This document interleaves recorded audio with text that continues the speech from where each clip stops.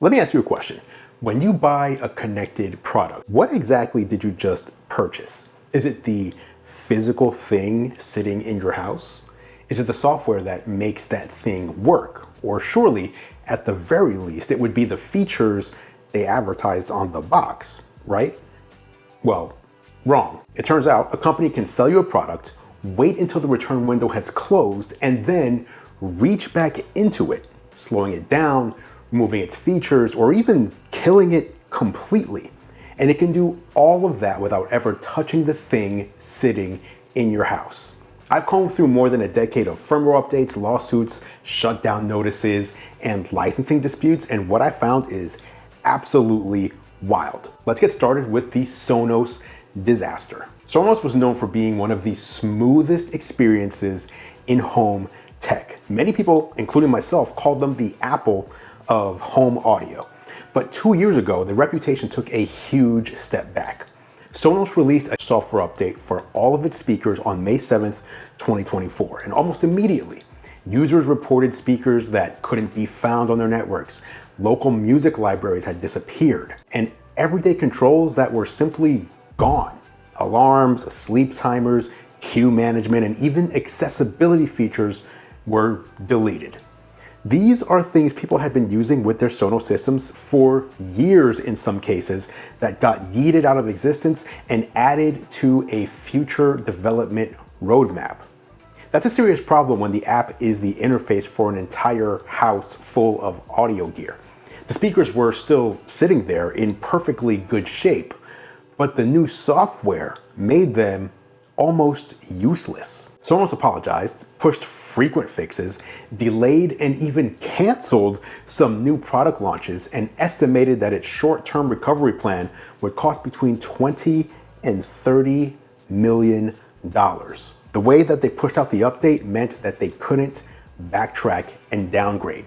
The fallout eventually reached the very top of the company. The CEO was replaced, and even now, over 2 years later, Sonos is still recovering. So Sonos proved that a bad app update could make your hardware feel broken overnight. But here's the thing. The next company, Apple, didn't break anything. In fact, what it did had a legitimate engineering purpose, and somehow that made the whole thing feel worse. People discovered that replacing an old iPhone battery could make their phones dramatically faster, and that was the clue. Apple had added performance management to iOS. When an aging battery could no longer deliver enough peak power, the software reduced the phone's performance to prevent unexpected shutdowns. A slower phone is more useful than a phone that randomly turns off, and that's just a fact. And I actually had firsthand experience with this one. I had an iPhone 7 that would reboot almost every time I took a photo, and definitely every time I took a photo if the flash was used, and it was maddening. After Apple pushed the performance management update, those reboots stopped. The phone worked again like it should. So this update did solve a real problem. It wasn't some secret plan to make people buy new iPhones, and the failure wasn't the engineering. The failure was that Apple never told anyone what it was doing or why. So from the customer's perspective, the sequence looks suspiciously simple. Install an update, watch your iPhone become sluggish, conclude that the hardware is old, and start looking at a new iPhone. Easy money for Apple.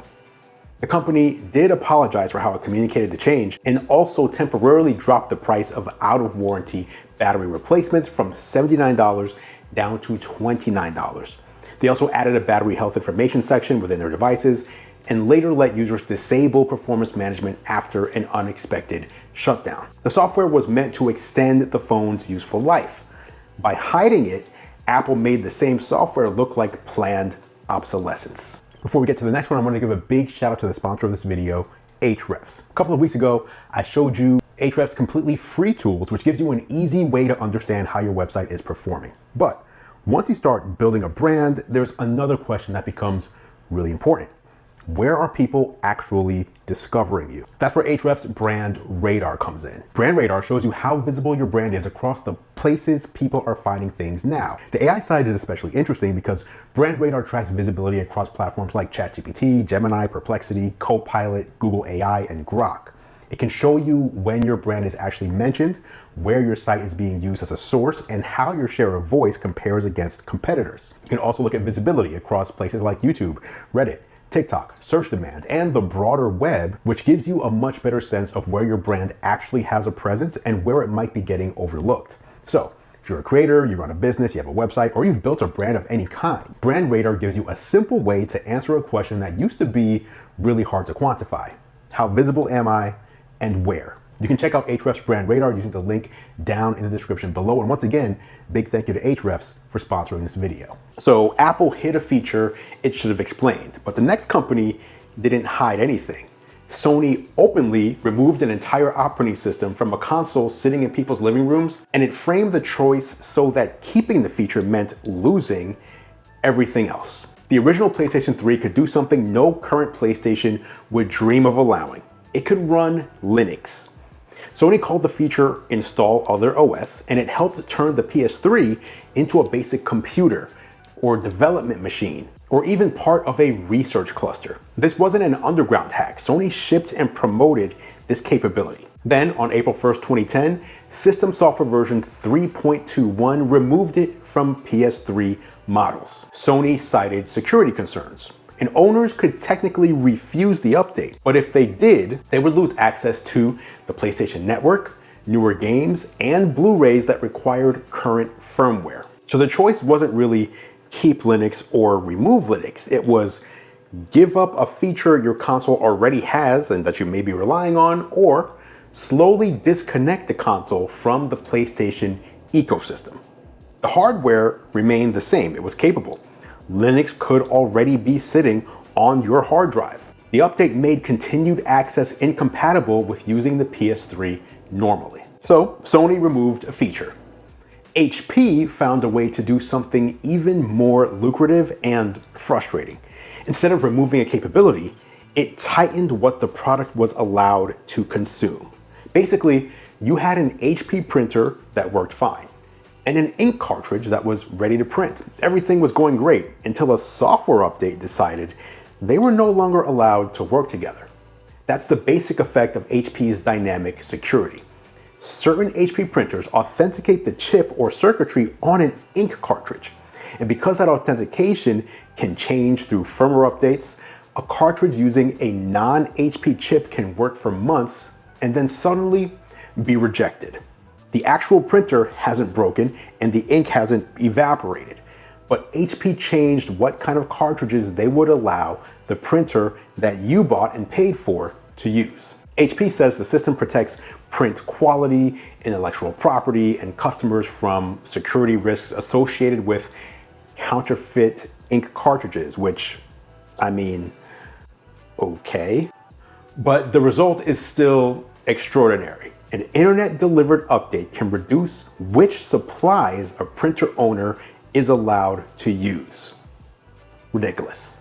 Now, up to this point, every example involves something you can replace with a trip to Best Buy. Highly annoying, but not existential. The next one involves what is the most expensive physical object most people will ever own. And the company didn't replace a part, it reached into the battery remotely and turned the dial down. In May 2019, a group of Tesla owners woke up to less range than they had the night before. And I'm not saying this as some Tesla hater. I've owned 2 Model 3s and 3 Model Ys. I drive one right now. The over-the-air update model has genuinely made my cars better over the years. New features, better range, things that would have required a dealership visit a decade ago, or in some cases, buying a whole new car. I've benefited from it. But that same mechanism goes both ways. The change followed a Model S fire in Hong Kong. Tesla adjusted charge and thermal management settings to protect battery safety and longevity. According to documents from a later legal settlement, the update limited the batteries on Tesla Model S vehicles. The limitation was about 10%, which meant a loss of 30 to 40 miles of range. It took Tesla several months to restore the voltage. They denied wrongdoing but did agree to a settlement that paid eligible owners $625 each. The important part isn't that Tesla addressed a possible safety risk. Automakers should address safety risks. It's how the change happened. No technician needed to even touch the car.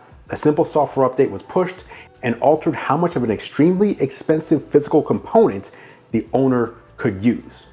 Connected cars can gain range, performance, and features after purchase, and it's one of the best features of modern vehicles. But the same connection gives the manufacturer a dial that it can turn in both directions. Now, Tesla made that choice itself, but here's what makes the next case different. The hand turning the dial didn't belong to the manufacturer, it belonged to a courtroom. Two companies fought over patents, and the punishment landed in the living rooms of people who'd already bought the product. But quick question before we proceed. Has a software update ever made one of your devices noticeably worse? Not even broken, just less capable than the day you bought it. Drop it down in the comments because I want to see how many people have their own version of these stories. Now, after Google lost a patent dispute with Sonos, who we talked about earlier, it changed how existing Nest speakers and Chromecast devices worked. Users lost convenient group volume controls. Phone volume buttons could no longer adjust an entire group of speakers, and in some situations, people had to change the volume of each speaker individually. Google also altered parts of device setup and speaker group management. Nothing inside the speakers had failed. The microphones, processors, Wi-Fi radios, and amplifiers were still capable of doing exactly what they were doing on day one. The software changed because of a legal ruling between two enormous companies. Then the story reversed. After a federal judge invalidated key Sonos patents in 2023, Google said users would once again be able to group and integrate its speakers more seamlessly. So the speaker on your shelf was great on day one, got worse, got better again, all without you having any control over any of it. Now, court rulings are at least public. You can read the decision, you can see who won and who lost, but the next change was quieter. You see, Apple made a promise that helped sell one of the most anticipated products in tech history, and then it evaporated so fast that most customers didn't realize what happened. The original cellular iPad came with a pitch that sounded almost suspiciously good, and I remember wanting to take advantage of this on day one. For $29.99 a month, AT&T would give you unlimited data, no contract, no long-term commitment, and you could activate or cancel it directly from the iPad as needed. What does it cost for the data plans? Well, in the US, telecom companies typically charge about $60 a month for a data plan for a laptop. We've got a real breakthrough here. We've got two awesome plans for iPad owners. The first one gives you up to 250 megabytes of data per month. That's a fair bit of data. Most people will get by on that. Up to 250 megabytes of data per month, just $14.99. $14.99.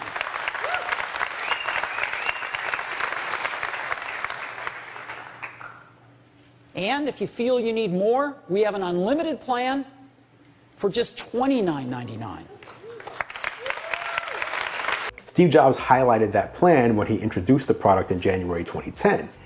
It supported the entire fantasy of the iPad as a computer you could take anywhere without babysitting a data meter. The Wi-Fi plus 3G model reached customers on April 30th, 2010. But then on June 2nd, just 33 days later, AT&T announced that unlimited data was going away for new customers. Starting June 7th, the closest replacement was 2 gigabytes for $25 per month. That's way less than unlimited data for $30 per month. Now, existing subscribers could keep that unlimited plan, but only while maintaining it. If you cancel the supposedly flexible month-to-month service, then the option disappeared forever, despite Apple saying you can go in, cancel, re-enable it, all from the iPad settings. Now, how do you turn this on and manage it? You don't have to go to a store. You don't have to call anybody. You can activate this right on the iPad itself. And There's no contract. It's prepay. So there's no contract, and you can cancel it anytime you want. And I remember this vividly because, again, it felt like a wild bait and switch. Apple's return policy is 14 days. So if you bought the iPad within those first 2 weeks that it was available, under the premise of using that flexible data plan, if that was how you planned to use this iPad, it was too late to return it when AT&T pulled the plug at the 33-day mark. So AT&T killed the deal before the return window closed. But the next company didn't kill a deal. It rewrote one, and it did it years after the hardware was already in people's homes. Wink gave customers 7 days to start paying rent on the smart homes they'd already built. The company sold smart home hubs with no mandatory subscription. Owners connected lights, locks, thermostats, sensors, and routines from different brands, often investing far more in the surrounding system than they'd spent on the hub itself. Then, on May 6, 2020, Wink announced that continued service would cost $5 per month. Its initial deadline was May 13th, 7 days later. Without a subscription, customers were told they'd lose access to the app, automations, integrations, and control of connected devices through Wink. The company later postponed that deadline, but the leverage was already obvious. Wink said the long-term cost of running its cloud platform and added pressure on the business made the old model unsustainable. And that may have been true, servers do cost money. But Wink's business problem became the customer's ultimatum: start paying, migrate the entire smart home, or lose the software holding it together that is running on the hardware you already paid for. You could own every bulb, sensor, lock, and hub in the system and still be one corporate decision away from losing the layer that made them all work as one product. Wink held that system hostage with a monthly bill. Spotify decided that was too generous. You see, Spotify sold a physical product called the Car Thing for $90. It was a small dashboard controller for using Spotify in vehicles without modern infotainment systems. It kind of looked like a skinny iPod Touch, or even better, a Zune HD. It launched publicly in the United States in February 2022, and I had one of these and thought it was a really cool device. 5 months later, Spotify ended production, but said the devices already sold would continue to work. Then in May 2024, Spotify notified owners that every Car Thing would become non-operational. And that's exactly what happened. Working screens displayed a discontinuation message. The buttons, dial, microphones, and electronics were all still physically present and working fine, but the service they depended on was gone. Spotify initially faced backlash for not offering a clear refund path. After customers sued, the company opened a very limited refund process for eligible buyers who provided proof of purchase before a deadline.